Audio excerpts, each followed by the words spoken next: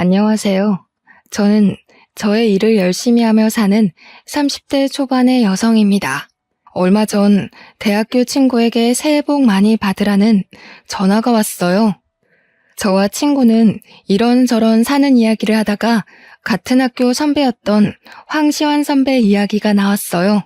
친구는 황시환 선배가 결혼한 지 2주 만에 이혼했다며 1년 전에는 같은 과 후배인 아이니와 파혼하더니 또 결혼에 실패했다고 했어요. 그러면서 그 오빠는 외모도 잘생기고 말도 재밌게 잘하는데 도대체 왜 그렇게 결혼을 못하는지 모르겠다고 하며 저에게 너는 혹시 그 이유를 아느냐고 물어보더라고요. 저는 그 이유를 확실히 알고 있었어요. 어떻게 아냐고요? 사실 저는 황시한 선배와 2년 전에 결혼을 약속했다가 파혼을 했거든요. 제가 왜 파혼을 하게 되었는지 그 이야기를 듣게 되면 여러분들도 저와 아이니 그리고 최근에 이혼한 분의 선택을 충분히 이해하실 수 있으리라 장담합니다. 저의 예비 남편이었던 황시한 선배는 과에서 잘생기고 매너도 좋은 인기남이었어요. 저는 그런 예비 남편에게 한눈에 반했고 우리는 연애를 시작했어요. 이렇게 학교 다닐 때 시작한 연애는 졸업하고도 계속 이어졌고 무려 8년이나 사귀게 되었어요. 어느덧 저는 28살, 예비 남편은 32살이 되어 결혼을 생각해야 하는 나이가 되었죠. 우리는 서로 너무 사랑했던 터라 당연히 결혼을 생각해서 각자의 집에 정식으로 인사드리러 가기로 약속했어요. 먼저 제가 예비 남편의 집에 인사를 드리러 갔어요. 처음 뵙는 자리인 만큼 예쁘게 차려입고 예비 남편의 집 앞까지 갔어요. 예비 남편이 자신의 집 앞에서 저를 기다리고 있더라고요. 제가 예비 남편에게 너무 떨린다고 하니 걱정하지 말라고 어른들이 다들 좋아하실 것이라고 하며 다독여줬어요. 떨리는 마음을 부여잡고 예비 남편의 손을 잡고 집에 들어가니 남자 어른 두 분이 계시는 것이 아니겠어요? 예비 남편은 오른쪽은 아버지, 왼쪽은 고모부라고 하며 인사하라고 하더라고요. 저는 인사를 드린 뒤 설마 나온다고 고모부도 오신 거냐고 물으니 그게 아니라 오늘이 제삿날이래요. 저에게 제삿날이라는 말 한마디도 없이 인사하는 날짜를 잡은 것이 황당했어요. 하지만 어른들이 계시는데 그 자리를 박차고 나갈 수도 없는 노릇이라 일단 들어갔어요. 들어가니 고모부가 우리 장손이 드디어 여자를 데려왔다고 반겨주시더라고요. 인사를 드린 후 거실에 앉아 있는데 큰 방에서 할머니께서 나오셨어요. 예비 남편은 같이 사시는 친할머니라고 말하더군요. 저의 예비 남편은 장손이자 귀한 외동아들이고 친할머니, 저에게는 시할머니를 모시고 살고 있었어요. 제가 예비 남편에게 어머니는 어디 계시느냐고 물으니 부엌에 계신다고 했어요. 인사를 드리러 예비 남편을 따라 부엌에 가니 제사상에 올릴 음식들이 식탁에 올려져 있었고 예비 시어머니는 제기들을 마른 수건으로 닦고 계시느라 정신이 하나도 없어 보이셨어요. 저는 처음 보는 제기들이 신기했어요.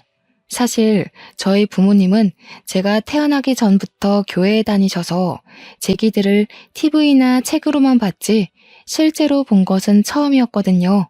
어머니는 이리저리 두리번거리는 저를 보며 미소를 지으시더니 다가와 네가 현정이냐며 시완이에게 이야기 많이 들었다고 하시며 반가워하셨어요. 그러시며 미안한데 오늘은 제사라서 바쁘니 일단 조금 도와달라고 하시며 앞치마를 저에게 주셨어요. 처음 뵙는다고 정장까지 입고 왔는데 보자마자 앞치마를 주시니 너무 황당했어요. 하지만 앞으로 시어머니가 되실 수도 있는 분이니 저는 그냥 아무 소리 않고 앞치마를 받았어요. 그렇게 저는 예비시댁에 처음으로 간 지 30분 만에 앞치마를 맸어요. 그리고 불편한 정장을 입고 부엌 바닥에 앉아 전을 부쳤죠. 예비 남편도 제 옆에 앉아 같이 전을 부치려고 했어요. 그런데 그 모습을 본 할머니가 부엌으로 바로 오시더라고요. 시완아, 남자는 부엌에 들어가는 것 아니다. 어서 나와. 불성사납게 이게 뭐 하는 짓이냐? 할머니, 그래도 현정이 처음 왔는데 힘들잖아. 좀 내가 도와야지. 안 그래요? 예끼? 그러면 못 써. 우리 집에 대를 이을 하나뿐인 귀한 장남이 이런 일하면 못 쓴다. 어서 거실로 가서 앉아 있어. 할머니는 예비 남편의 손을 끌고 거실에 앉혔어요. 예비 남편은 거실에 앉아 고모부와 술을 마시며 희희낙낙하고 놀더라고요. 저는 이런 상황이 황당했지만 그래도 원래 제가 음식하는 것을 좋아하기도 했고 TV에서만 보던 제사를 처음 겪어보니 신기하기도 해서 그냥 오늘만 봉사한다는 생각으로 음식을 장만했어요. 저녁 7시 정도가 되자 제사를 이제 해야겠다며 고모부와 시아버지가 거실에 병풍을 펼치시고 예비 남편은 큰 상을 가져왔어요. 어머니는 부엌에서 제기 위에 대추와 사과를 조심스럽게 올리셨어요. 그러면서 저에게 들고 거실로 가서 제사상 위에 올리라고 하셨어요. 저는 어머니께서 주신 쟁반을 그대로 들고 가서 밥상에 반찬 올리듯이 아무 곳에나 음식을 두었어요. 너는 홍동백서도 모르니? 대추는 왼쪽에, 사과는 오른쪽에 두어야 할 것이 아니니? 할머니는 제게 음식을 잘못 올렸다고 다그치셨어요. 그런데 제사상 자체를 처음 보는 제가 이런 걸 알 리가 있나요? 저는 그저 이 상황들이 당황스러워 얼굴이 빨개져서 눈만 끔뻑거리고 있었어요. 할머니, 그거는 아직 저도 헷갈려요. 현정이가 그런 거 어떻게 알겠어요? 너무 뭐라 그러지 말아요. 이 녀석, 벌써 이러면 아주 우리가 시집살이라도 시키면 난리칠 녀석일세. 할머니가 한 소리 하실 수도 있지. 그거로 그러니? 할머니가 현정이를 잡아먹기라도 하신다니? 시아버지가 농담식으로 말씀하셨지만 사실 기분이 그다지 좋지는 않더라고요. 할머니의 진두지휘 하에 제사상 위에 음식들이 다 차려지고 제사가 시작되었어요. 제가 예비 남편의 옆에 서기 위해 앞쪽으로 가자 어머니는 제 팔을 잡고 부엌으로 가셨어요. 어머니는 여자들은 절할 때 부엌에 빠져 있다가 음식이 빠질 때 재빨리 음식을 나르고 저녁상을 펴야 한다고 하더라고요. 사실 저는 절을 굳이 안 해도 상관은 없었지만 그래도 음식은 어머니와 제가 다 했는데 정작 우리는 제사에 참여도 하지 못하고 부엌에 있으라고 하니 뭔가 재주는 곰이 부리고 돈은 주인이 받아가는 그런 묘한 기분이더라고요. 그래도 저는 제사를 한 번도 지내본 적이 없기에 원래 제사는 남자들만 하나 보다 생각했어요. 시아버지와 고모부, 예비 남편이 진지한 표정으로 절을 하고 향 위에서 술잔을 돌리는데 저는 그저 신기했어요. 그렇게 제사가 마쳐지고 어머니는 간단히 제사상을 정리한 후 큰 상 하나, 작은 상 하나를 차리셨어요. 그러고는 큰 상에는 수저를 4개와 반찬을 푸짐하게 두시고 작은 상에는 수저 2개와 약간의 반찬을 두셨어요. 고모부, 시아버지, 예비 남편, 그리고 시할머니는 큰 상에 자리를 잡으셨어요. 저도 예비 남편 옆에 앉으려고 하니 어머니께서 제게 잠깐만 부엌으로 와보라고 하시더라고요. 네가 잘 모르나 본데 제사 마치면 너와 나는 저 작은 상에서 먹는 거란다. 큰 상은 남자와 집안 어른들만 드시고 작은 상은 며느리들이 먹는 거야. 알겠지? 네 밥 퍼서 같이 먹자꾸나. 어머니는 당연하다는 듯이 작은 상으로 가셨어요. 저는 이 상황이 이해가 되지 않더라고요. 우리 집은 남자와 여자는 평등해야 한다고 항상 교육하셨어요. 그래서 아빠와 엄마 그리고 제가 설거지도 항상 돌아가면서 했고요. 그런데 예비시댁은 남자는 부엌에 얼씬해서도 안 되고 심지어 밥도 따로 먹어야 한다니 이해를 하려야 할 수가 없었어요. 그렇게 이해가 되지 않는 식사를 마치니 할머니와 고모부와 시아버지가 큰 방으로 들어가시더라고요. 예비 남편도 저에게 잠깐만 기다리라는 표정을 짓더니 같이 큰 방으로 들어가고 거실에는 저와 어머니 둘만 있었어요. 어머니는 부엌에서 쟁반을 들고 와 모두가 드신 식기를 정리하시기 시작했어요. 어머니께서 거실에서 일하고 계시는데 가만히 있기도 뭐하고 해서 어머니를 도와 상을 치우고 정리했어요. 부엌에가니 제기들이 쌓여 있었고 싱크대에는 설거짓거리들이 한가득 쌓여 있더라고요. 어머니는 처음엔 저에게 제기 정리 좀 해달라고 하셨어요. 제기를 처음 본 제가 제기를 어떻게 정리해야 하는지 알 턱이 있나요? 모른다고 하니 어머니가 제기를 정리하시기 시작하셨고 저는 설거지를 했어요. 그렇게 1시간 정도 지나 부엌 정리가 끝났어요. 제가 설거지를 다 하고 고무장갑을 벗자마자 큰 방에서 예비 남편이 나오더라고요. 다 했어? 설거지할 거 많았을 텐데 고생했네. 벌써 밤 10시인데 이제 집에 가야 하지? 근데 어쩌지? 아까 나 고모부랑 술 먹어서 운전은 못 해줄 것 같은데 혼자 갈 수 있겠어? 예비 남편은 제가 설거지를 할 동안 방에서 고모부와 아까 못다 마신 술을 더 마셨더라고요. 술에 취해 해롱해롱한 예비 남편과는 오늘 그 어떤 이야기도 할 수 없겠다 싶어 어른들께 인사를 드리고 혼자 버스를 타고 집에 왔어요. 집에 도착하니 밤 11시였어요. 예비 시댁에 인사드리러 간다고 오전부터 나가서는 완전 파김치가 되어 밤늦게 온 저를 본 엄마는 깜짝 놀라서 무슨 일 있었냐고 물으셨어요. 저는 엄마에게 오늘이 제삿날이라서 시어머니와 제사 준비도 하고 제사도 지내고 뒷정리까지 하고 왔다고 말씀드렸어요. 또한 예비 남편이 장손에다 외아들이고 시할머니와 함께 살고 있다는 사실도 이야기했죠. 엄마는 제삿날에 인사하러 오라고 말한 것도 기가 막힐 노릇인데 남의 집 귀한 딸을 제사 준비까지 시키고 뒷정리까지 시키냐며 화를 내셨어요. 당장 예비 남편에게 전화해서 따진다는 것을 예비 남편이 지금 술 먹어서 말해도 소용없다고 하며 겨우 말렸네요. 엄마는 한창 화를 내시다가 저와 예비 남편이 결혼하는 것은 진지하게 다시 생각을 해봐야겠다고 하시고는 주무시러 들어가셨어요. 엄마는 화를 많이 내셨지만 저는 그래도 예비 남편이 좋았어요. 제사라는 문화가 그다지 싫지만은 않았고 무엇보다 예비 남편을 너무 사랑했거든요. 예비 남편도 제게 너무 잘해주었고요. 그래서 그 뒤로도 저희는 잘 만났지만 엄마는 그날 이후 우리의 만남을 탐탁지 않게 생각하셨어요. 그리고 2주 정도가 흘렀어요. 예비 남편은 어른들이 다시 저를 집으로 초대했다고 토요일에 함께 가자고 하더라고요. 저는 저번에 인사드리러 갔을 때 제삿날이라 많은 이야기를 나누지 못해서 다시 초대하셨다고 생각하며 그날 당연히 가겠다고 했어요. 약속한 토요일 오전, 이번에도 깔끔하게 정장을 입고 예비 남편 집 앞으로 갔어요. 문을 열고 들어가니 현관에 신발이 가득 있었어요. 집 안에는 어른도 있고 아이들도 있었는데 어른들만 해도 20분 정도가 있으시더라고요.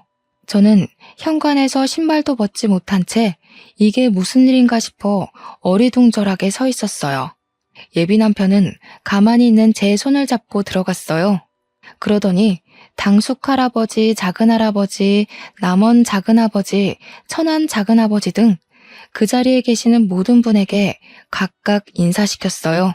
일단 인사를 하긴 했는데 워낙 많이 계시다 보니 나중에는 이분이 저분 같고 저분이 이분 같더라고요. 인사를 할 때마다 다들 저에게 맏며느리감이라고 하시며 앞으로 하나뿐인 장손 시완이와 결혼해서 자주 보자고 반기셨어요. 한창 정신없이 인사를 하는데 부엌에 계시던 어머니께서 나오시더니 잘 왔다고 반겨주셨어요. 그러고는 오늘은 증조 할아버지의 제삿날이라고 하시며 제게 앞치마를 주시더라고요. 그때 그 앞치마를 보자마자 뒤도 돌아보지 않고 나갔어야 했는데 저는 또 바보같이 그 앞치마를 건네받았네요. 그렇게 저는 또 불편한 정장을 입고 앞치마를 입고 부엌 바닥에 앉아 육전부터 시작해서 파전, 산적, 동태전, 가오리전 등 제가 평소에는 잘 먹지도 않는 전을 잔뜩 만들었어요. 그날은 친척들이 많이 오셔서 그런지 처음으로 이 집에 왔던 이전 제삿날보다 훨씬 더 많이 음식 장만을 했어요. 제가 그렇게 허리도 제대로 펴지 못하고 음식을 할 동안 예비 남편은 조카들과 놀고 게임을 하며 아주 즐거워하더라고요. 저는 분명히 인사를 드리러 왔는데 또 이 집 제사 음식을 장만하고 있으니 화가 나더라고요. 그런다고 이렇게나 어른들이 많이 계시는데 그냥 뛰쳐나갈 수도 없고 해서 답답한 마음에 한숨만 푹푹 내쉬고 있었어요. 그런 모습을 예비 남편이 보았는지 부엌으로 와서는 많이 힘드냐며 어깨를 주물러 주었어요. 제가 그럼 힘들지 안 힘들겠냐고 말하려는 순간 시할머니가 저와 예비 남편에게 오셨어요. 시완아, 장손이 부엌에 오면 못 써.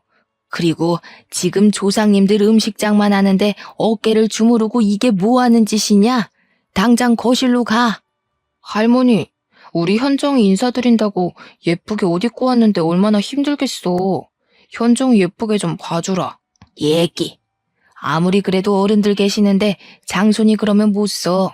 시완이 너는 어서 나와서 당숙한테나 가봐라.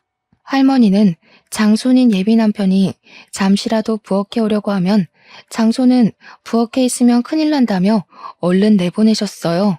예비 남편은 당숙 할아버지에게로 가서 술을 받아 먹고 있더라고요. 그렇게 예비 남편은 거실에서 술을 먹고 노는 동안 저는 혼자 엄청난 양의 전을 만들었어요. 제사 준비를 다 마치고 제사상이 차려졌어요. 저번처럼 저와 어머니는 부엌에서 제사가 마쳐지기만을 기다린 뒤 제사가 끝나자마자 저녁상을 차렸어요. 저와 어머니, 여자아이들은 작은 상에서 밥을 먹고 예비 남편은 큰 상에서 친척들과 남자아이들과 함께 밥을 먹었죠. 밥을 다 먹고 상을 치우려는데 할머니가 저와 예비 남편을 부르시더라고요. 너희는 결혼을 언제 할 생각이니? 우려 할머니가 허락해 주시면 당장이라도 하지. 그래? 얘야, 우리는 혼수나 예단 아무것도 필요 없다. 너희 집이 괜찮다면 결혼식 관련 비용도 우리가 다 내마. 사실 저희 집안 형편이 그다지 좋지가 않았어요. 그래서 혹시나 예비시댁에서 과한 예단이나 혼수를 가져오려고 할까봐 내심 걱정을 많이 했거든요. 그런데 이 집의 최고 어른이신 할머니께서 제가 말씀드리기도 전에 다 필요 없다고 하시니 내심 기분이 좋더라고요. 단, 한 가지 조건이 있어. 반드시 이 집에 들어와서 살아야 한다. 저는 평일에는 회사에 있으니 저녁에만 집에 있을 것이고 주말에는 예비 남편과 데이트를 하러 나가면 되니 이 집에 들어와 어른들과 함께 산다는 것에 대해 큰 부담은 없었어요. 무엇보다 이 불편함을 다 이겨낼 정도로 예비 남편을 너무 사랑했어요. 게다가 제가 결혼을 앞두고 걱정을 많이 했던 예단과 혼수, 결혼식 비용 문제를 한 번에 다 해결할 수 있기에 할머니의 말씀에 알겠다고 바로 대답했어요. 그래, 며느리라면 당연히 그래야지. 너네 집은 제사 언제 지내니? 부모님이 교회 다니셔서 제사를 지내지 않아요. 사실 저는 제사 지내는 모습을 실제로는 처음 봐요. 제사를 한 번도 지내본 적이 없다고? 자고로 조상님께 예를 갖춰야 만사가 형통하는 법이다. 이런 조상님들도 모르는 근본 없는 것들. 에이, 할머니, 요새는 다들 제사 이렇게까지 안 지내. 제사 다 합쳐서 간소하거나 아예 안 하는 집도 많아. 명색이 황씨 가문의 장손이라는 사람이 그게 할 소리냐? 이것이 제사 안 지내는 근본 없는 년을 만나더니 애가 이상해졌네. 제사를 지내지 않는다는 이유로 친척도 아닌 할머니에게 근본 없는 년이라는 소리를 듣는데 너무 화가 나고 억울해서 눈물이 다 나오더라고요. 눈물이 터지려던 찰나 시어머니가 과일과 한과 따뜻한 차를 한 상 차려오셨어요. 어머니, 이제 다과 드세요. 그리고 현정이는 나 좀 도와주렴. 어머니께서 다과상을 들고 와서 할머니의 말씀을 끊으셔서 다행이었지. 만약에 그러지 않았다면 저는 그 자리에서 아마 펑펑 울었을 거예요. 어머니의 부르심에 부엌에 가니 저번보다 훨씬 더 많은 설거지거리가 쌓여 있었어요. 저는 할머니 앞에서 잔소리를 듣느니 여기서 설거지하는 게 훨씬 마음이 편하겠다 싶어 싱크대 앞으로 갔네요. 그렇게 저는 설거지를, 어머니는 제기 정리 및 부엌 정리를 2시간 정도 하니 드디어 부엌이 깨끗해졌어요. 거실로 나가보니 시간은 어느덧 자정이었고 친척들과 예비 남편은 술에 취해 제정신이 아니었어요. 저는 집에 가야겠는데 시간이 너무 늦어 택시를 타고 갈 생각으로 예비 남편에게 여기 집 주소 좀 알려달라고 했어요. 그런데 술에 취해서 집 주소도 말하지 못하고 헛소리만 해대는 것이 아니겠어요? 그러는 모습을 보신 친척들과 어머니도 오늘 너무 늦었고 여자 혼자 이 시간에 택시 타는 것도 위험하니 그냥 하룻밤 자고 가라고 하시더라고요. 저는 어쩔 수 없이 엄마에게 오늘 집에 못 간다고 전화하고 예비시댁에서 원치 않는 하룻밤을 자게 되었어요. 어머니는 부엌 옆에 쪽방이 하나 있다며 그곳에서 자라고 이부자리를 펴주셨어요. 그리고 어머니께서 집에서 입으시는 편한 옷을 하나 주시며 옷 갈아입고 푹 자라고 하시고는 나가셨어요. 혼자 방에서 편한 옷으로 갈아입고 누워있는데 거실은 시끄럽고 장소는 세상 불편한 예비시댁이다 보니 잠이 쉽게 들지 않더라고요. 결국 저는 모든 친척이 다 술을 마시고 코 고는 소리가 들릴 때까지 뒤척이다가 겨우 잠이 들었어요. 이제 잠이 들었다 싶었는데 어머니가 제가 자고 있던 방에 들어오셨어요. 잠깐 나와 보라고 하시더라고요. 나와서 시계를 보니 새벽 5시였어요. 얘야, 우리 집은 며느리들이 새벽 5시에 일어나 음식을 준비하고 새벽 6시에 다들 밥을 먹는단다. 어지간하면 나 혼자 하겠는데 어제 무리를 했는지 몸이 안 좋아서 말이야. 미안한데 음식 준비 좀 도와주지 않으련? 어머니는 제게 부탁을 하면서도 계속 국을 끓이고 나물 반찬을 하느라 정신이 없으셨어요. 이미 저도 잠이 다 깼고 그 자리에 혼자 멀뚱히 서 있기도 다시 방에 들어가기도 좀 그러니 저도 어머니를 도와서 음식을 준비했어요. 우리 집은 아침, 점심, 저녁 모두 반찬이 최소 7개는 있어야 해. 황씨 가문이 큰 양반가라서 조상님들 때부터 그렇게 먹었다고 하더구나. 그리고 한번 사용한 음식을 다시 사용해서는 안 돼서 매일 끼니마다 조금씩 새로 해서 먹는단다. 끼니마다 새로운 반찬을 최소 7개는 만들어야 한다고요? 그래. 처음에는 나도 이거를 어떻게 해야 하나 했는데 하다 보니 반찬 7개는 금세 뚝딱 가게 되더라고. 너는 내가 봤을 때 손이 야무지니 나보다 더 잘할 거야. 어머니는 이미 저를 며느리로 생각하셨는지 제게 음식에 대해서 하나하나 알려주셨어요. 저는 일단 말씀을 하시니 듣기는 듣는데 슬슬 제가 이 집에 들어와 사는 것이 걱정되더라고요. 사실 전 아침잠이 정말 많아요. 회사도 7시에 겨우 눈을 뜨고 나가는데 새벽 5시에 일어난다는 것은 상상도 할 수 없었어요.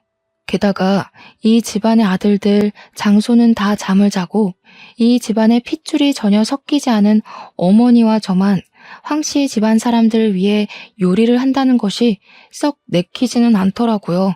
어머니께는 죄송하지만 어머니와 저의 모습이 황씨 집안을 위해 일하는 노비처럼 보였어요. 제가 이런 생각을 하는 동안에도 어머니는 쉴 새 없이 부엌 여기저기를 다니셨고 반찬이 7개나 있고 국이 있는 멋진 한 상을 뚝딱 차리셨어요. 어머니가 식사하시라고 말씀하시자 그제야 누워있던 친척들이 일어났어요. 다들 머리는 부스스하고 눈도 제대로 뜨지 못하고 밥을 먹더라고요. 저는 자리를 잡고 밥을 먹으려는데 어머니는 여전히 부엌에서 일하고 계시더라고요. 어머니, 식사 안 하세요? 밥 퍼드릴까요? 나는 원래 아침을 안 먹어. 아침에는 입맛이 없기도 하고 할머니께서 식사 끝나면 꼭 숭늉과 과일을 찾으셔서 준비해야 해. 나는 숭늉을 끓일 테니 너는 가서 밥 먹으렴. 어머니는 그 많은 음식을 다 준비하셨지만 제대로 드시지도 못하고 할머니의 후식을 준비하고 계셨어요. 그러는 어머니를 챙기는 사람은 이 집안에 아무도 없었어요. 예비 남편도 아버지도 그저 자신의 밤새 줄인 배를 채우는 데만 급급했죠.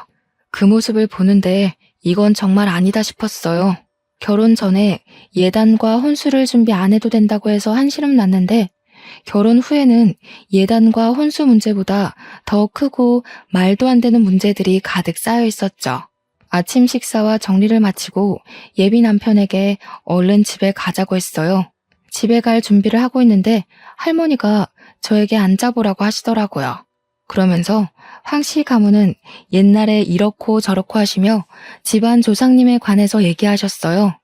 솔직히 귀에 하나도 들어오지는 않았지만 그냥 앉아서 네네 하면서 형식적인 대답만 이어갔어요. 그래서 말이다. 우리 집은 이렇게 엄청난 집안이라 명절을 가장 중요하게 생각한단다. 그래서 우리 집 며느리들은 명절 때 조상님들을 모시고 친척들을 챙겨야 덕을 쌓을 수 있어서 친정에 못 간다. 알았지? 그 말씀은 설날 추석 연휴 내내 시댁에 있어야 한다는 말씀인가요? 그래. 요새 젊은 것들은 시댁에는 설날에 추석에는 친정에 가던가 아니면 명절날 아침에 바로 친정으로 넘어간다던데. 우리 집은 그런 거 절대 용납 안 된단다. 그러면 저는 혼자여서 저희 부모님은 명절 때 두 분이서만 보내야 할 텐데요. 그 대신 명절 때 말고 명절 전주나 다음 주에 네 시어머니랑 번갈아서 친정에 한번 다녀와. 원래 옛날에는 처음에 결혼하면 3년간 시댁에 살면서 친정에 가보지도 못했다. 그래도 요새는 많이 좋아진 거야. 결혼한 지 1년도 안 된 새댁이 친정에도 가고 말이야. 저는 저를 이만큼 키워주신 것은 친정 부모님인데 그런 부모님께 명절 때 찾아가 보지도 못한다는 것이 전혀 이해가 되지 않았어요. 정말 이건 너무 아니다 싶었죠. 더 어이없는 건 예비 남편이었어요. 예비 남편은 할머니의 말에 고개만 끄덕이더라고요. 너는 이제 출가 외인이다. 결혼하면 이 시댁에 뼈를 묻고 살아야 해. 이제 친정은 잊고 여기 시댁의 조상님께 충실하게 효를 행하며 살아야 한다. 그동안 저를 키워주신 친정은 잊고 얼굴도 이름도 모르는 어쩌면 예비 남편 아니었으면 남남이었을 시댁의 조상님께 효를 행하며 살아야 한다니 정말 어이가 없더라고요. 그 뒤로도 할머니는 한참 동안 조상님과 며느리의 도리에 대해 설교를 하셨어요. 할머니, 이제 우리 일이 있어서 나가봐야 해. 우리 장손 오늘 일이 있었어? 그래, 어서 가봐. 너도 같이 가려무나. 참, 우리가 다음 달에도 제사가 있단다. 날짜는 장손에게 듣고 그때도 꼭 와야 한다. 할머니께서는 저에게 다음 달에도 제사가 있으니 반드시 참석하라는 말을 하시며 잘 가라고 하셨어요. 예비 남편의 차에 타서 곰곰이 생각해보니 이 모든 상황이 너무 어이없더라고요.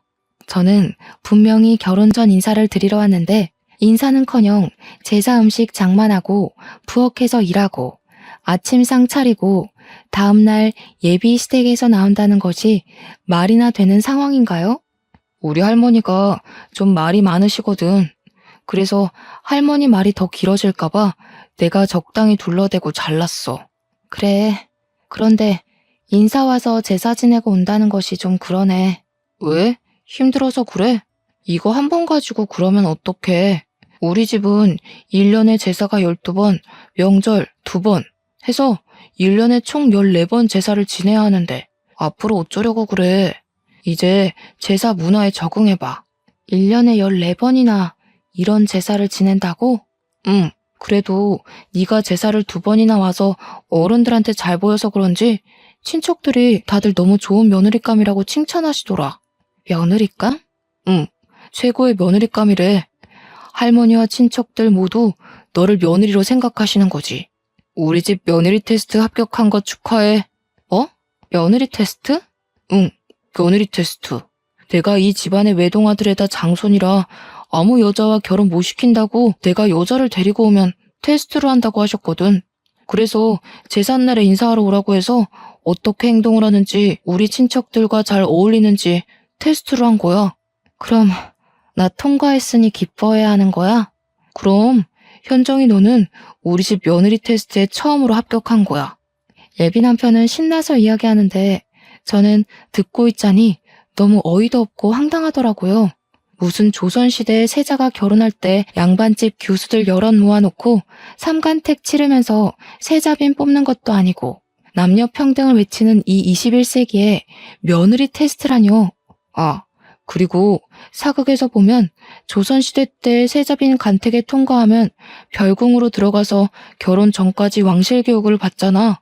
그것처럼 우리 집도 옛날부터 며느리가 될 사람에게 결혼 전에 우리 집으로 오게 해서 교육을 받게 했어. 그니까 다음 달에 제사도 꼭 참석해서 와서 어른들 모시는 것도 배우고 해야 해. 너는 제사를 한 번도 지내보지 않아서 더 많이 배워야 할 수도 있겠다. 다음 달 제사가 일요일이니까 금요일부터 우리 집에 와서 금, 토, 일 같이 생활하면서 할머니, 어머니한테 배워.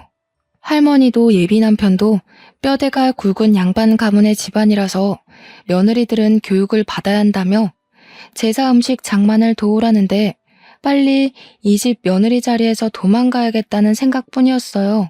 바로 헤어지자고 말하고 싶었지만 8년간 사귀었던 정도 있었고 전날 잠을 거의 못 자서 너무 피곤해서 일단 바로 집으로 갔어요.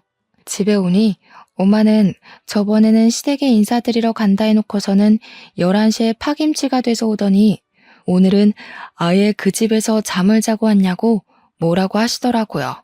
저는 이 결혼하지 않겠다면서 어제 제사 지낸 이야기부터 아침에 할머니께 들었던 이야기까지 모두 다 하나도 빠짐없이 말씀드렸어요.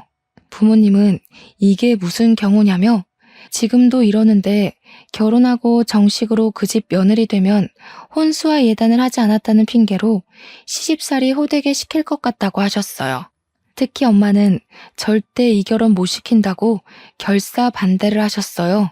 그리고 아빠는 저의 이야기를 다 듣고는 혼자 곰곰이 생각하시더니 예비 남편에게 똑같이 복수해야겠다며 다음 주 일요일에 집으로 초대하라고 하셨어요. 저는 아빠에게 어떻게 하실 것이냐고 물었지만 아빠는 아무래도 계획을 말씀해 주시지 않았어요. 다음 주 일요일, 아직 예비 남편이 올 시간이 한참 남았는데 아빠와 엄마는 옷을 차려입고 계시더라고요. 그러면서 오늘 교회 갈 건데 너와 시완이도 같이 가야 하니 옷 입고 준비하라고 하시더라고요. 사실 그동안 부모님은 일요일마다 교회에 가시긴 하지만 지금까지 한 번도 제게 같이 교회 가자는 소리를 안 하셨어요. 교회는 부모나 다른 누군가가 강요로 해서 다니는 것이 아니라며 나중에 제가 다 크고 마음에서 교회에 가고 싶은 마음이 생겼을 때 그때 다니라고 하셨죠. 물론 그런 마음이 생기지 않는다면 평생 다니지 않아도 된다고 하셨어요. 그러던 부모님이 갑자기 교회에 가자고 하니 의아하긴 했지만 그냥 부모님이 다니시는 교회를 우리에게 소개해 주시려고 그러는가 보다 싶어 저도 갈 준비를 했어요. 제가 외출 준비를 하는데 예비 남편이 집 앞에 와 있다고 전화를 하더라고요. 그래서 부모님께 말씀을 드리니 부모님은 그럼 지금 교회에 가자고 하셨어요. 예비 남편은 집에 인사를 드리러 왔는데 갑자기 부모님이 교회에 가자고 하시며 차에 태우시니 당황하더라고요. 저 근데 현정이가 교회에 다니는 줄 몰랐네요.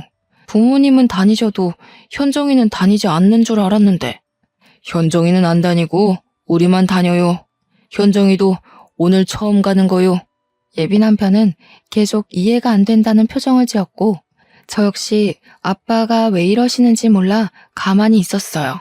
저와 예비 남편은 그렇게 부모님을 따라 1시간 반 동안 같이 예배를 보고 교회 사람들과 같이 밥도 먹었어요. 그렇게 교회에서 3시간 정도 보낸 후 다시 집에 왔는데 예비 남편의 표정이 그다지 좋지 않더라고요. 그 모습을 본 부모님은 예비 남편에게 잠깐 거실에 앉아 표정이 왜 이리 좋지 않냐고 물어보셨어요. 사실 저희 집안은 대대로 불교 집안이고 교회를 그다지 좋아하지 않습니다. 그런데 일방적으로 교회를 데리고 가시니 기분이 좋지는 않습니다. 인사를 드리러 왔는데 교회를 데리고 가니 기분이 좋지 않았나? 그래, 그럴 수 있지. 그럼 자네 집에 갔던 우리 딸 기분은 어땠을 것 같은가? 무슨 말씀입니까? 우리 딸은 교회는 다니지 않았어도 기독교인 부모 만나서 제사를 한 번도 지내본 적이 없는 아이일세. 그런데 인사드리러 간 그런 딸에게 제사 준비를 2번이나 시켰다고 해서 일부러 이런 자리를 만들었네. 제 생각에는 현정이가 앞으로 저와 결혼하면 제사상을 차리고 해야 하는데 미리 우리 집의 가풍에 대해 경험해보는 것이 좋지 않을까 해서 그렇게 한 것입니다. 그래? 그럼 자네도 앞으로 현정이와 결혼할 사이니 매주 일요일 우리와 함께 교회에 가자. 솔직히 1년에 14번 제사보다 매주 교회가 훨씬 낫지 않나? 매주 같이 교회를 가자고요? 저희 제사는 고작 한 달에 한 번이지만 교회는 매주인데 어떻게 이게 더 괜찮습니까? 가서 앉아만 있으면 되는데 제사상 차리고 설거지하는 것보단 훨씬 낫지. 안 그런가? 아마 저희 할머니가 교회에 간다고 하면 난리치실 것입니다. 교회를 떠나 매주 일요일에 현정이가 친정에 간다고 해도 아마 화를 내실 거예요. 우리가 언제 현정이도 같이 간다고 했나? 현정이는 자네 집 어르신들 식사 준비해야 한다고 하니 못 가고 자네만 나와서 우리랑 같이 교회에 가자고. 괜찮지? 못한다고 하면 우리도 결혼 못 시키네. 예비 남편은 그 이야기를 듣고 집에서 생각을 해봐야겠다면서 표정이 좋지 않은 채로 집에 가봐야 할 것 같다며 나가더라고요. 예비 남편이 간 후 저는 부모님께 어떻게 이런 생각을 하셨냐고 여쭤봤어요. 일단 그 집에서 너한테 이야기도 하지 않고 제삿날 인사하러 오게 한 것부터 나는 이해가 가지 않았다. 그래도 좋게 생각해서 친척들이 다들 한자리에 모였으니 너를 소개하려고 그랬나 보다고 좋게 생각하려 했어. 네, 정말 제삿날에 많은 친척이 오셔서 다들 인사드리고 하긴 했네요. 그런데 결혼도 아직 하지 않았는데 예비 며느리라며 잔뜩 음식 장만을 시키고 설거지까지 하고 왔다길래 화가 나더구나. 지금부터 이러면 진짜 며느리가 되면 아주 난리가 나겠구나 싶었지. 맞아요. 정말 그 집 며느리인 시어머니는 정말 생기가 하나도 없어 보이셨어요. 정말 죄송하지만 황씨 집안을 위해서 일하는 노비 같았어요. 그 정도였니? 아무튼 너도 마음이 떠난 것으로 보이고 해서 둘이 헤어진다고는 했는데 그래도 남의 집 귀한 딸 고생시키는데 그냥 헤어지기엔 뭔가 내가 아쉬웠어. 그래서 내가 복수를 계획했지. 그런데 우리 집은 제사를 지내지 않으니까 제삿날 오라고 할 수도 없으니 대신 교회로 바로 데려가신 거예요? 그렇지. 솔직히 네가 그 집에서 2번이나 제사상 차리고 뒷정리하고 온 거에 비하면 너무 소소한 복수이지만 그래도 그 비슷한 상황을 조금이라도 느껴봐야 하지 않겠니? 그래야 정신 좀 차리지. 저는 부모님의 아이디어에 감탄했어요. 그렇게 한창 부모님과 신나서 대화하는데 예비 남편 번호로 전화가 오더라고요. 저는 이제 집에 도착했다고 전화를 한 줄 알고 받았는데 할머니셨어요. 너는 우리 집이 교회를 얼마나 싫어하는데 감히 우리 황씨 가문의 귀한 장손을 교회에 데리고 가니? 부정타게 말이야. 너네 부모는 생각이 있는 거니 없는 거니? 제가 전화를 받자마자 할머니가 소리를 고래고래 지르시며 혼내시는데 그 소리가 어찌나 큰지 정말 귀가 떨어져 나갈 것 같았어요. 제가 너무 놀라기도 하고 당황해서 가만히 있자 엄마는 제 핸드폰을 빼앗아 가셨어요. 안녕하세요. 저 현정이 엄마입니다. 보고 있자니 화가 나서 그랬습니다. 그럼 제사를 지내본 적도 없는 저희 딸이 거기에서 밤 늦게까지 제사 준비하고 치우고 한 것은 해도 되는 일입니까? 그야, 이제 현정이가 우리 집 며느리가 될 아이니 내가 교육했던 것이오. 이제 우리 황씨 가문의 며느리가 될 건데 그 전에 미리 우리 가문의 풍습을 익히는 것이 잘못된 거요? 가문의 풍습을 익히는 것이 얼굴도 모르는 조상 제사상 차리고 설거지하고 친척들 뒤치다꺼리 하는 거예요. 그리고 며느리는 무슨 사람도 아닙니까? 그동안 키워준 친정을 잊고 명절 때는 가지도 말라니. 그게 무슨 말도 안 되는 경우입니까? 그야 우리 집이 양반 집안이라 항상 내려왔던 풍습이니까 그런 것이오. 그건 그렇고 주마다 우리 장손 교회에 오라는 건 또 뭔데? 이래서 예수쟁이들이랑은 말이 안 통해 말이. 무조건 제사는 안 된다. 교회만 나오라고. 이보세요. 저 사실 교회에 다니면서 현정이한테도 교회 다니자는 이야기 한 번도 안 했어요. 그런데 그 집에서 자꾸 결혼도 하기 전에 제사에 와서 준비하라니까 저도 화가 나서 그쪽 손주도 똑같이 당해보라고 일부러 그런 자리 만든 겁니다. 아주 말도 안 되는 소리를 짓거리네. 이래서 제사를 안 지내는 것들은 근본이 없어, 근본이. 사람이면 자기 조상을 알아야지. 조상도 모르면서 무슨 하느님 예수님을 찾고 앉아있어?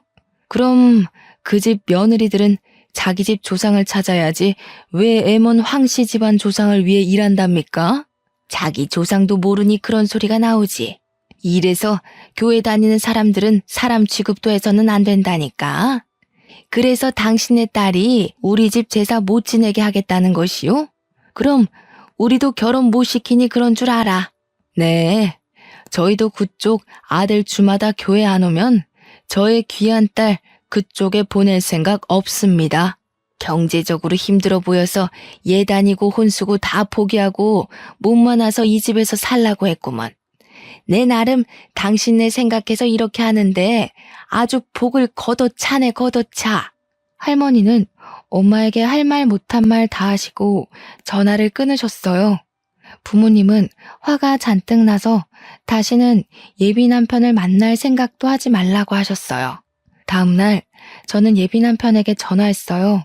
어제 우리 집에 이런 일이 있었고 나도 그 집에서 며느리 노릇할 자신이 없어서 우리 이제 그만해야 할 것 같다고 말하려고 했죠.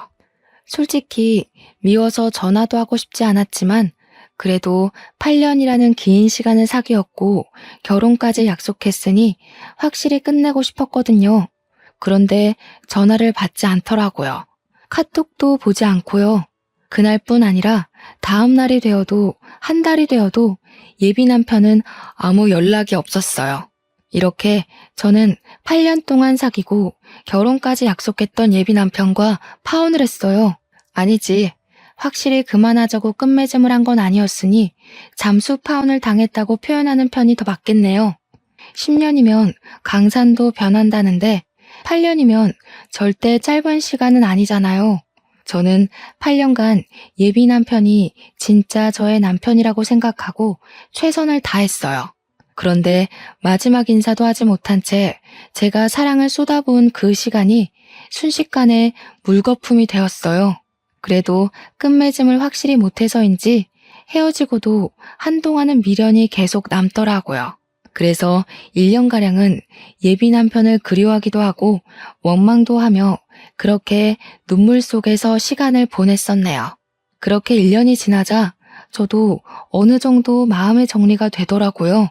새로운 남자도 만나보라는 엄마의 말에 선짜리도 나가고 소개팅도 나가긴 했어요. 그런데 나이가 나인지라 만날 때마다 자연스럽게 결혼 이야기가 나왔고 상대분과 이야기를 하다 보면 경제적으로 넉넉하지 않은 내가 결혼을 할 수 있을까 하는 걱정이 먼저 들었어요. 그때마다 예비 시할머니께서 하신 말씀대로 그냥 그 집에 들어가서 모든 것을 견디고 참고 살 걸 그랬나 하는 생각도 들더라고요. 그런데 그 집에서 정말 영혼 없이 모든 것을 체념한 표정으로 일을 하시던 어머니의 표정이 생각났어요. 그게 저의 미래의 모습이라는 생각을 하니 이건 인생을 망하는 길이겠구나 싶더라고요. 제가 본 그 집의 며느리는 자신의 조상 받드는 데 쓰는 일종의 도구이자 노예 같았어요. 그리고 할머니는 제사로 조상님께 덕을 쌓아야지 만사가 형통한다고 하셨지만 제사 열심히 지내는 그 집의 작은 아버지들, 고모부는 다 이혼해서 혼자 살고 계시더라고요. 과연 이러한 모습이 잘 풀리는 집안의 모습일까 하는 생각이 들더라고요. 제가 만약에 결혼해서 그 집 며느리로 있었다면 기가 막힌 황씨 가문의 가풍이 싫어서 저 또한 이혼했을 수도 있겠네요. 어쩌면 조상님 제사상 공들여 지낸 예비 남편 집보다 제사상 한 번 차려본 적 없는 우리 집이 조상님의 도움을 더 많이 받지 않았나 하는 생각이 들어요. 파혼하고 2년이나 지난 지금은 완전히 마음 정리를 하고 저의 일을 하며 재밌게 살고 있어요. 당분간은 누구 만나지 않고 일만 할 생각이에요. 그래서 일단 저 자신의 가치를 높여서 나중에 제가 정말 좋아하는 남자를 만났을 때 당당하고 멋지게 결혼을 하고 싶네요. 지금까지 기나긴 저의 파혼 사연 들어주셔서 감사합니다. 우리 다들 멋진 상대를 만날 수 있도록 자신의 가치를 높이기 위해 열심히 살아봐요. 아, 그리고 마지막으로 할 말이 있는데 시댁에 인사하러 갔더니 제사시키는 집안이 또 있다면 그 집에 들어가서 인사할 것도 없이 바로 나오세요. 제가 겪은 고생들 겪을 확률 99.99%예요. 꼭 도망가세요. 공대 졸업한 황시한 선배가 결혼하자고 해도 무조건 도망가세요. 그 집에 노예처럼 살고 싶으시다면 상관없지만 그게 아니라면 반드시 도망가세요.